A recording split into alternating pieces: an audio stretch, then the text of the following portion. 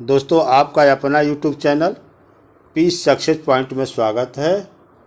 दोस्तों, आज के वीडियो में हम लोग बाल विकास एवं शिक्षा शास्त्र से संबंधित या यूँ कहिए शिक्षण कला से संबंधित कुछ महत्वपूर्ण चुनिंदा प्रश्नों पर चर्चा करेंगे।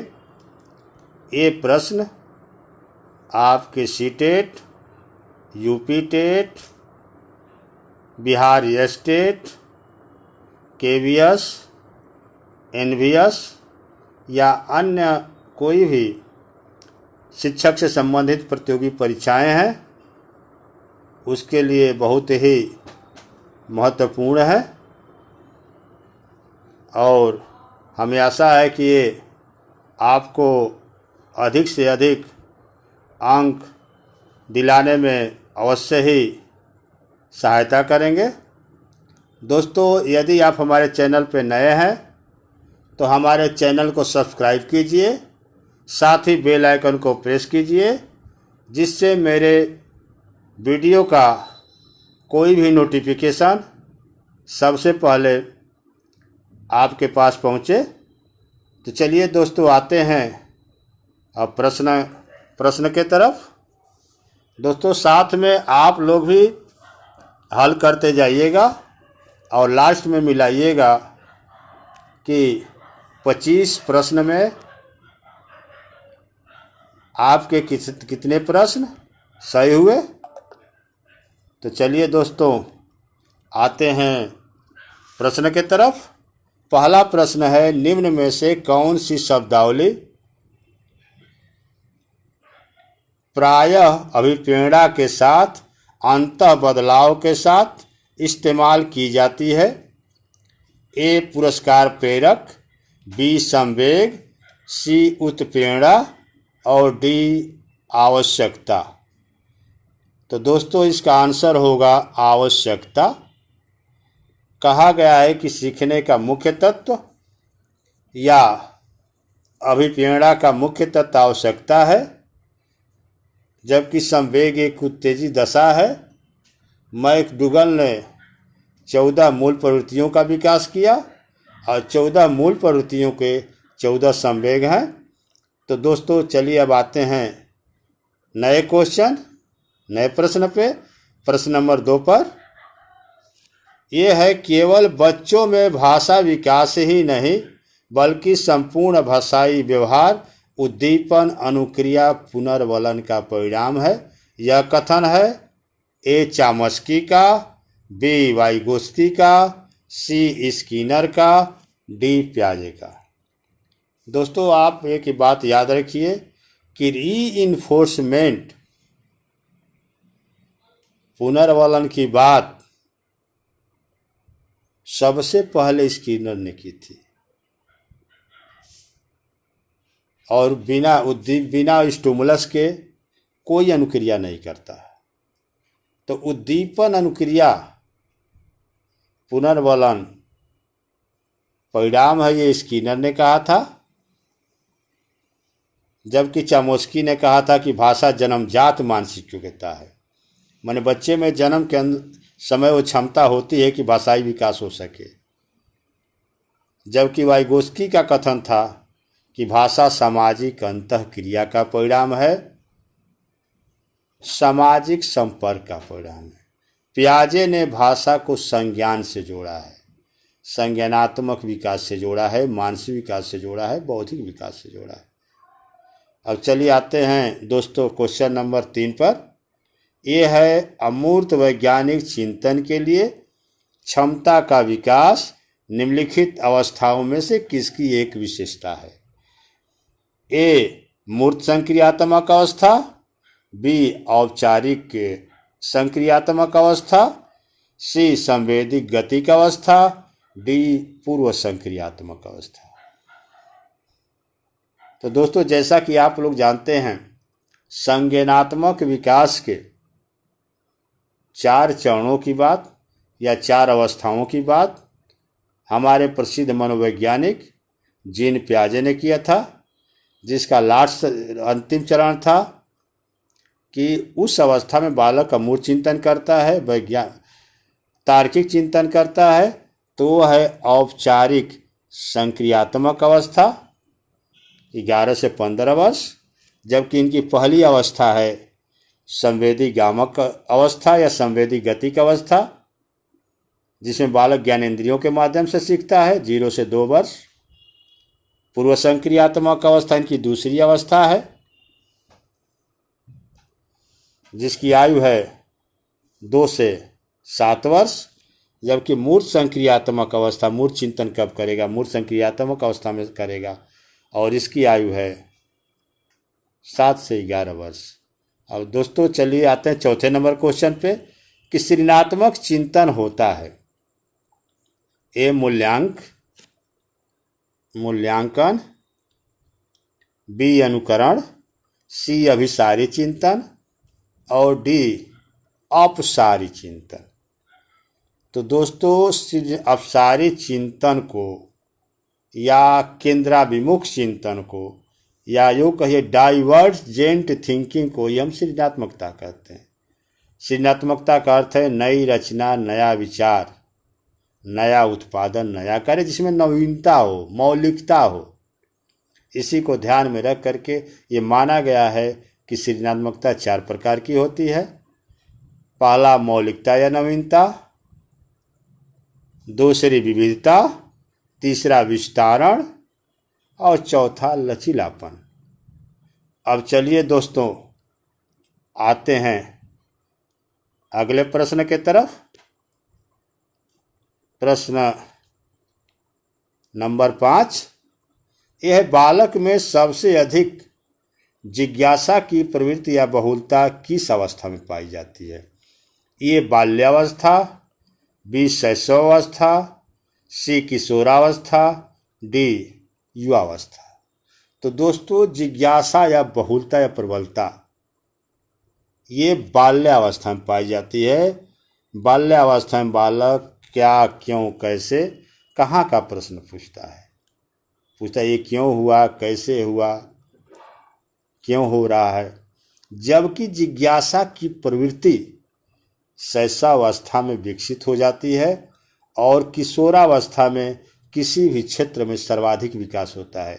सबसे अधिक मानसिक विकास होगा, सबसे अधिक संज्ञानात्मक विकास होगा, सामाजिक विकास होगा, भाषाई विकास होगा, आत्मनियमन करेगा, ये सब किशोरावस्था में करेगा। अब आते हैं अगले क्वेश्चन 6वें नंबर पे। यह है बालक के विकास में सबसे महत्वपूर्ण कारक है।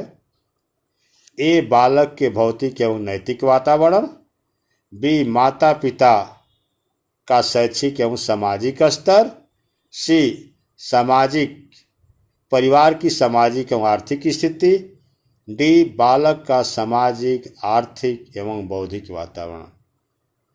तो दोस्तों आप लोग भी मिलाते जाइए और हमारे आंसर के साथ मिलाइए और अंत तक इस वीडियो को देखिए। तो इसका आंसर होगा बालक का सामाजिक, आर्थिक और बौद्धिक वातावरण। सबसे सही आंसर यही होगा, क्योंकि मनुष्य एक सामाजिक प्राणी है, वो समाज में सीखता है और आर्थिक वातावरण उसको अधिक से अधिक संसाधन जुटाने में मदद करता है और बौद्धिक वातावरण उसको सीखने के लिए सक्रिय करता है, मानसिक विकास में तेजी लाता है। अब चलते हैं अगले क्वेश्चन नंबर 7 पर। शिक्षा में पूर्ण जीवन की तैयारी के लक्ष्य का समर्थन किसने किया? A John Dewey, B Herbert Spencer, C अरस्तु, डी रूसो। तो दोस्तों इसका सटीक आंसर होगा हर्बर्ट स्पेंसर। हर्बर्ट स्पेंसर ने एक महत्वपूर्ण कार्य किया, पंचपदीय प्रणाली का विकास किया। जैसे कई बार पूछता है कि पंचपदीय प्रणाली का विकास किसने किया, तो हर्बर्ट स्पेंसर ने किया। जबकि जॉन डेवी प्रगतिशील शिक्षा के जनक हैं, प्रयोजनवाद के जनक हैं। इन्होंने कहा था कि विद्यालय समाज का लघु रूप है और लैब विद्यालय की अवधारणा भी जॉन डेवी ने दी थी।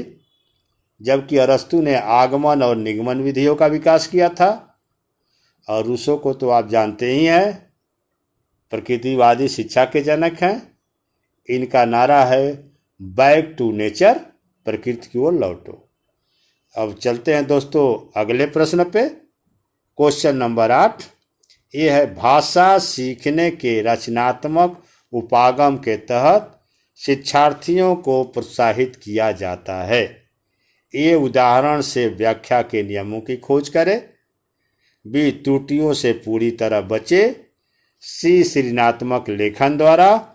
डी व्याकरण के नियमों को रट करके। दोस्तों आज के युग में रटना मनोवैज्ञानिक दृष्टि से सही नहीं है, तो ये तो होगा नहीं। देखिए भाषा सीखने में या रचनात्मक, ये रचना शब्द जो जोड़ा है जिसका संबंध है सृजन से है, निर्माण से है। तो इसके तहत हम शिक्षार्थी को प्रोत्साहित करेंगे। किसके लिए प्रोत्साहित करेंगे? सृजनात्मक लेखन द्वारा। शिक्षार्थी सृजनात्मक लेखन करे और अपनी सृजनात्मक या रचनात्मक शक्तियों का विकास करे। अब चलिए दोस्तों आते हैं अगले प्रश्न पे। क्वेश्चन नंबर 9 के तरफ। क्वेश्चन नंबर 9 है, किसी कक्षा में शिक्षक की भूमिका होती है। ए अपने ज्ञान से शिक्षार्थियों को परिपूर्ण करना और उन्हें परीक्षा के लिए तैयार करना। बी शिक्षक की विश्वसनीय स्थितियाँ जुटाना और शिक्षार्थियों को स्वतंत्र चिंतन की सुविधा देना। सी समय सारणी का कठोरता से पालन करना, लागू करना।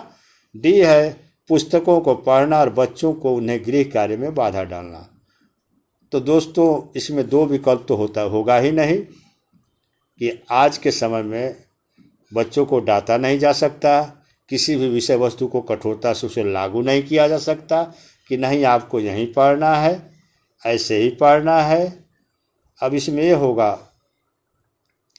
कि शिक्षार्थी को केवल परीक्षा के लिए तैयार ही नहीं किया जाता, केवल उसका उद्देश्य अधिक अंक लाना ही नहीं है, उसका शारीरिक, मानसिक, संवेगात्मक, सामाजिक सभी विकास करना है।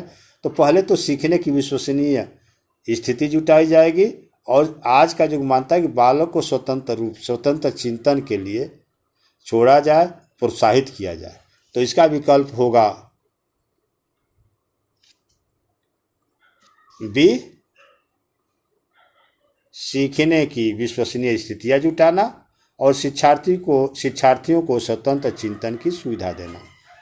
अब चलते हैं अगले क्वेश्चन पे।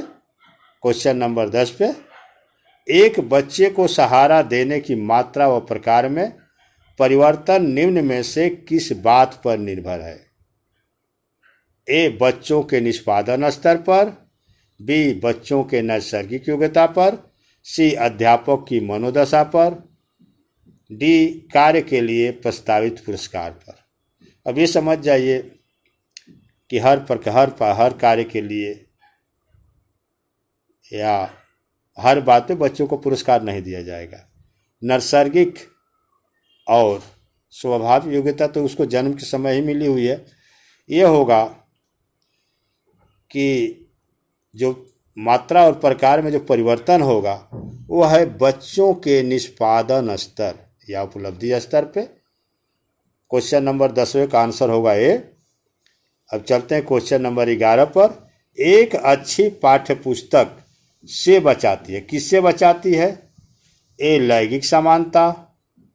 बी सामाजिक उत्तरदायित्व।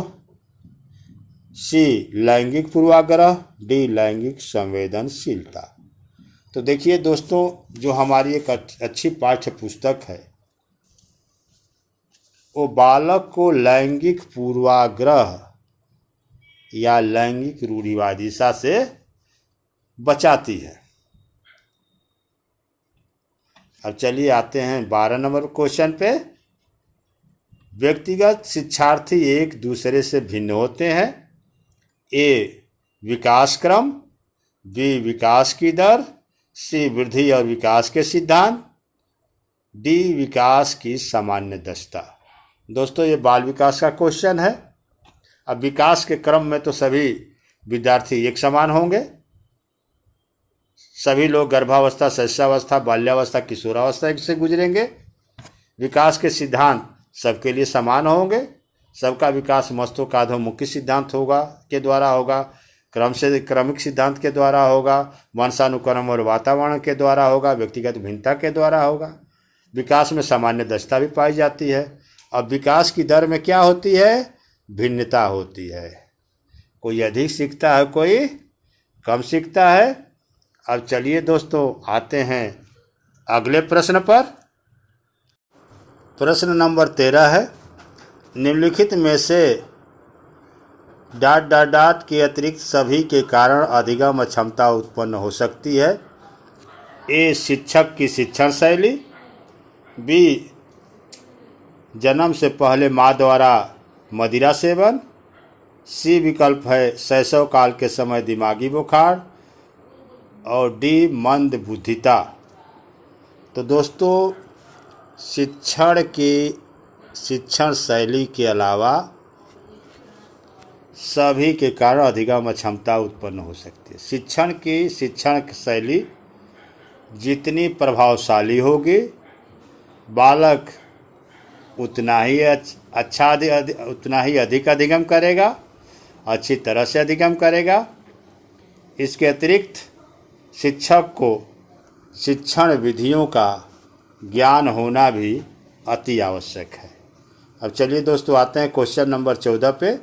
कोहलबर्ग के अनुसार सही और गलत के प्रश्न के बारे में निर्णय लेने में शामिल चिंतन प्रक्रिया को कहा जाता है। ए, सहयोग की नैतिकता। बी, नैतिक तर्कणा। सी, नैतिक यथार्थवाद।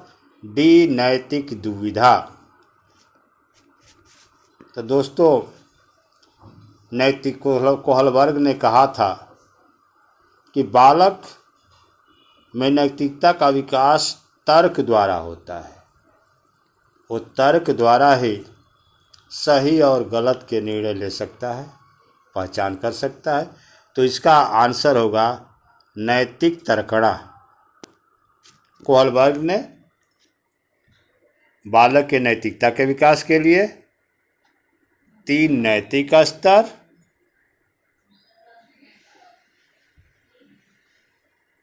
और 6 अवस्थाओं का वर्णन किया है। प्रत्येक नैतिक स्तर को 2-2 अवस्थाओं में बांटा है। इनका पहला है नैतिक स्तर पूर्व परंपरागत नैतिक स्तर 4 से 10 वर्ष, परंपरागत नैतिक स्तर 10 से 13 वर्ष और आत्म अंगीकृत नैतिक स्तर 13 से 55 वर्ष। दोस्तों एक बात हमेशा ये मानकर आप लोग चलिए कि 4 वर्ष से पहले कोहलबर्ग के अनुसार बालक में नैतिकता का विकास नहीं होता है। नैतिकता की शुरुआत 4 वर्ष से होती है। अब चलिए दोस्तों आते हैं अगले प्रश्न नंबर 15 पे। कक्षा शिक्षण में पाठ प्रस्तावना सोपान सीखने के किस नियम पर आधारित है? ए, प्रभाव का नियम। बी, सादृश्यता का नियम। सी, तत्परता का नियम और डी, साहचर्य का नियम। पाठ प्रस्तावना कौशल कक्षा शिक्षण का पहला कौशल है। अब अगर इसमें बालक जितना ही तत्पर होगा तो पाठ प्रस्तावना कौशल उतना ही अच्छा होगा। तो ये है तत्परता का नियम। थॉर्नडाइक ने 3 मुख्य नियम, तत्परता का नियम, अभ्यास का नियम और प्रभाव का नियम और 5 गौण नियम दिया है। अब चलिए दोस्तों आते हैं अगले क्वेश्चन नंबर 16 पर। समस्या समाधान प्रायः उन विद्यालयों में सफल है जहां अध्यापक केंद्रीय शिक्षा हो। बी, परिवर्तनशील व लचीली पाठ्यचर्या हो। सी, केवल उच्च स्तरीय शैक्षिक उपलब्धि पर ही बल दिया जाता हो। और डी, कक्षा में छात्रों का समूहीकरण पर बल दिया जाता हो। देखिए दोस्तों अब तो अध्यापक केंद्रित शिक्षा रहा नहीं, पुस्तक केंद्रित शिक्षा रहा नहीं। आज की शिक्षा क्या है? बाल केंद्रित है। बालक की रुचि के अनुसार, बालक की योग्यता के अनुसार, बालक की क्षमता के अनुसार, बालक की आयु के अनुसार। तो इसका आंसर होगा परिवर्तनशील व लचीली पाठ्यचर्या। जो हमारी पाठ्यचर्या है उस समय के अनुसार परिवर्तनशील भी हो। तो चलिए दोस्तों आते हैं अगले प्रश्न पे। अब प्रश्न नंबर 17 है, भारत में शिक्षा का अधिकार अधिनियम कब लागू किया गया? ए 1 अप्रैल 2009, बी 1 अप्रैल 2011, सी 1 अप्रैल 2008 और डी 1 अप्रैल 2010। तो दोस्तों इसका आंसर होगा 1 अप्रैल 2010 से। अब यही पूछा जाता है कि शिक्षा का अधिकार अधिनियम कब लागू किया गया? तो 1 अप्रैल 2009 से लागू किया गया। किस संविधान संशोधन द्वारा लागू किया गया? 86वां संविधान संशोधन द्वारा लागू किया गया, जिसमें 6 से 14 वर्ष के बालकों को अनिवार्य और निःशुल्क शिक्षा के बारे में वर्णन है। दोस्तों शिक्षा का अधिकार मौलिक अधिकार भी है। इसे मौलिक अधिकार के अनुच्छेद 21 क में जोड़ा गया, जिसमें 6 से 14 वर्ष के बालकों के अनिवार्य निःशुल्क शिक्षा की बात की गई है। साथ ही साथ संविधान के भाग 4 जो मूल कर्तव्य से संबंधित है, संविधान के भाग 4 को जो मूल कर्तव्य से संबंधित है, जिसमें 11वें नंबर पे 6 से 14 वर्ष के बालकों के अनिवार्य और निःशुल्क की शिक्षा की बात की गई। इस तरह से शिक्षा का अधिकार मौलिक अधिकार भी है और मौलिक कर्तव्य भी है। दोस्तों मौलिक अधिकार को अमेरिका के संविधान से लिया गया और मौलिक कर्तव्य को सोवियत संघ या रूस के संविधान से लिया गया। और ये महत्वपूर्ण क्वेश्चन है। किसी भी परीक्षा में शिक्षा के अधिकार अधिनियम से 2 से 3 प्रश्न अवश्य ही पूछे जाते हैं। तो दोस्तों चलते हैं क्वेश्चन नंबर 18 पे। यह शिक्षा मनोविज्ञान का मुख्य उद्देश्य किसमें निहित है? ए अध्यापन कला के लिए वैज्ञानिक आधार प्रदान करना, बी सामाजिक रीति रिवाजों को संरक्षित करने में, सी ज्ञान की आवश्यकताओं की पूर्ति में, डी अध्ययन की सफल विधियों की पहचान करने में। तो देखिए दोस्तों शिक्षा में मनोविज्ञान को लाने वाले शिक्षा शास्त्री हैं पेस्टालाजी। शिक्षा में मनोविज्ञान को पेस्टालाजी ने ही लाया, इसीलिए उन्हें शिक्षा मनोविज्ञान का जनक भी कहा जाता है। तो शिक्षा में जब मनोविज्ञान को लाया गया तो शिक्षा को एक वैज्ञानिक आधार मिला, अध्यापन कला को एक वैज्ञानिक आधार मिला।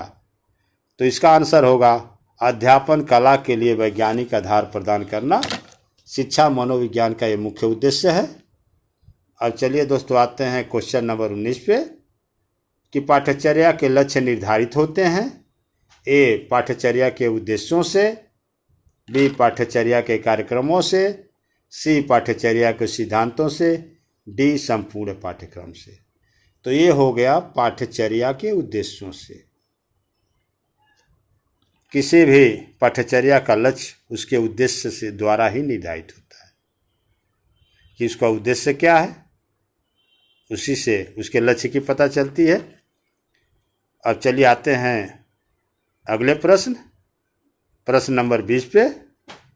ये है सामाजिक अधिगम सिद्धांत निम्नलिखित में से किस पर बल देता है? ए प्रकृति, बी समायोजन,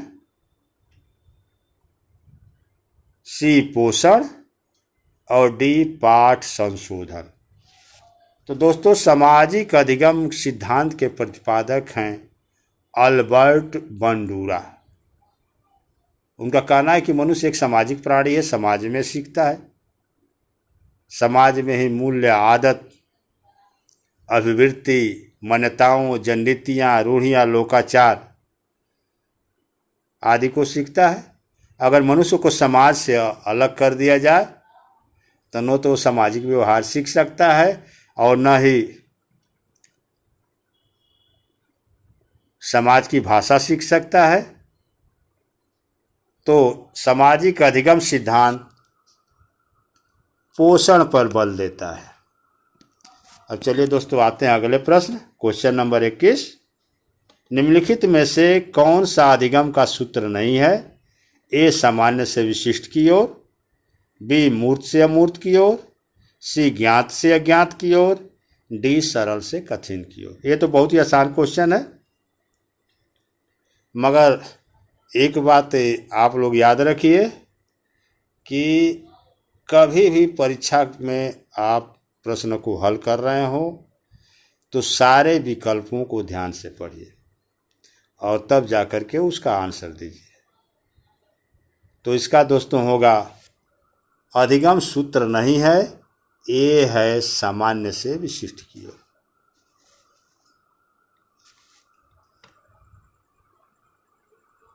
विशिष्ट से सामान्य की ओर अधिगम सूत्र नहीं है, सामान्य से विशिष्ट की ओर अधिगम सूत्र है, मूर्त से अमूर्त की ओर अधिगम सूत्र है, ज्ञात से अज्ञात की ओर अधिगम सूत्र है, सरल से कठिन की ओर, आगमन से निगमन की ओर और निश्चित से निश्चित की ओर। तो दोस्तों विशिष्ट से सामान्य अधिगम सूत्र नहीं है। अब चलिए दोस्तों आते हैं अगले प्रश्न पे। प्रश्न नंबर 22 है, निदानात्मक परीक्षण द्वारा केवल प्रतिभाशाली विद्यार्थियों की गलतियों कमजोरियों का ज्ञान होता है। बी विकल्प है सभी प्रकार के विद्यार्थियों की गलतियों का ज्ञान होता है। सी केवल मंद बुद्धि के विद्यार्थियों की कमजोरी का ज्ञान होता है। और डी विकल्प है उपरोक्त में से कोई नहीं। तो दोस्तों निदानात्मक परीक्षण हम सभी प्रकार के विद्यार्थियों के लिए करते हैं, जिससे विद्यार्थियों के गलतियों और कमजोरियों का ज्ञान होता है। ये मंदबुद्धि, पिछड़ा, सामान्य, प्रतिभाशाली, प्रखर, अति प्रखर सबके लिए करते हैं। पहले उसकी समस्याओं को हम जानते हैं और समस्याओं का पता लगाते हैं, पता लगाने के बाद फिर उसका उपचार करते हैं। तो निदानात् दोस्तों इसका आंसर होगा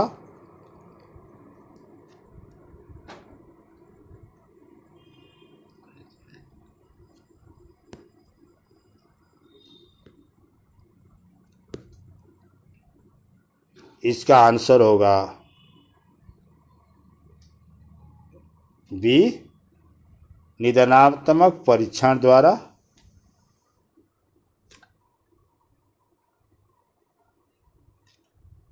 हम बालक के विद्यार्थियों की सभी विद्यार्थियों के गलतियों और कमजोरियों का ज्ञान प्राप्त करते हैं। अब अगला प्रश्न है प्याजे से संबंधित। दोस्तों प्याजे एक महत्वपूर्ण अध्याय है, टॉपिक है, और इससे संबंधित क्वेश्चन सभी परीक्षाओं में पूछे जाते हैं, चाहे कोई भी टेट की परीक्षा हो, सी टेट हो या स्टेट हो, यूपी टेट हो। तो दोस्तों चलते हैं प्याजे का तरफ, क्योंकि प्याजे से पिंड नहीं छूटने वाला है, इससे प्रश्न आने ही आने हैं। तो चलिए क्वेश्चन नंबर 23 के तरफ। ये है प्याजे के अनुसार बच्चों में निम्न में से किसके द्वारा सीखते हैं? ए सही प्रकार से ध्यान लगाकर जानकारी को याद करना, बी उपयुक्त पुरस्कार दिए जाने पर अपने व्यवहार में परिवर्तन करना, सी समाज के अधिक योग्य सदस्यों के द्वारा उपलब्ध कराए गए सहारे के आधार पे, डी अनुकूलन की प्रक्रिया द्वारा। तो दोस्तों प्याजे ने अपने संज्ञानात्मक विकास के 4 चरणों का वर्णन किया है। उसके पहले ही इन्होंने 2 बातों का वर्णन किया है कि बालक में कि सीखने में 2 चीज़ों का अहम योगदान होता है। एक है सात्विकरण और दूसरा है समायोजन या अनुकूलन। तो ये दोस्तों इसका आंसर होगा अनुकूलन की प्रक्रिया द्वारा। अनुकूलन की प्रक्रिया वो 3 प्रकार से करता है: जैविकीय परिपक्वता, भौतिक वातावरण और सामाजिक वातावरण। अब चलिए दोस्तों आते हैं अगले प्रश्न नंबर 24 पे। ये है, निम्नलिखित में से कौन सा रचनात्मक आकलन के लिए उचित उपकरण नहीं है? अब जहां नहीं है वहां थोड़ा ध्यान से देखना पड़ता है कि 3 विकल्प तो होंगे, एक विकल्प इसमें से नहीं होगा, जिसमें पहला है गृह कार्य, दूसरा सत्र परीक्षा, तीसरा खेल व प्रश्नोत्तर, चौथा मौखिक प्रश्न।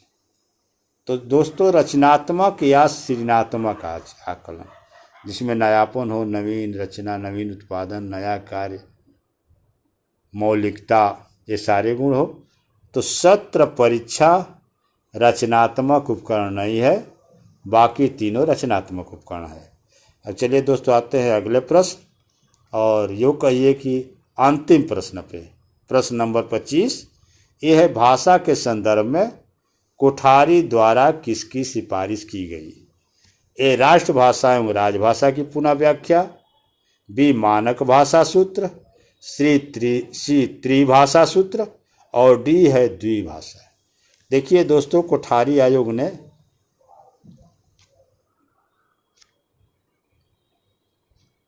त्रिभाषा सूत्र का वर्णन अपने आयोग में किया है, और इसे हम भारतीय शिक्षा आयोग के नाम से भी जानते हैं। कोठारी आयोग का गठन 1964 में किया गया।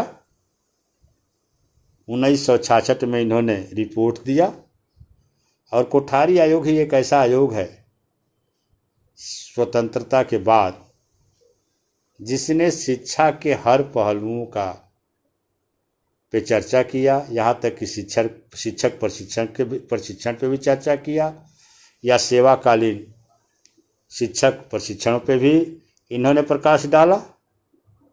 और कोठारी आयोग से